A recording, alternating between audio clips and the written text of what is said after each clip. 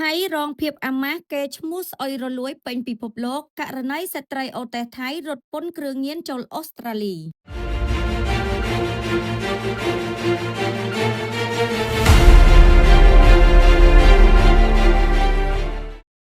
នាយករដ្ឋមន្ត្រីថៃអនុទិនឆាន់វីរៈកុល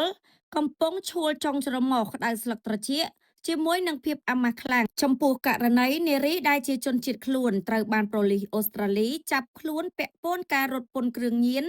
ដែលករណីនេះគឺជាការស្រាត់ខោបង្ហាញគូតនិងមុខមាត់សង្គមជាតិថៃទៅបំផ្លាញចោលយ៉ាងអាម៉ាស់បំផុតលើឆាកអន្តរជាតិថ្លែងចេញពីប្រទេសបារាំងលោកអនុទិនបានជំរុញឲ្យស្ថាប័នពាក់ព័ន្ធនៅថៃត្រូវចាត់វិធានការលើរឿងនេះព្រោះករណីនេះវាកំពុងសម្អុយឈ្មោះប្រទេសឲ្យមានក្លិនអាសោចនិងធ្វើឲ្យខ្មាស់គេពេញពិភពលោកសូមជម្រាបផងដែរថាស្ត្រីជនជាតិថៃវ័យ26ឆ្នាំជាអ្នកបម្រើការឬអូតេសលើជើងហោះហើរ TG 465នៃក្រុមហ៊ុនអាកាសចរ Thai Airways ដែលជាក្រុមហ៊ុនរបស់ស្ដេចថៃ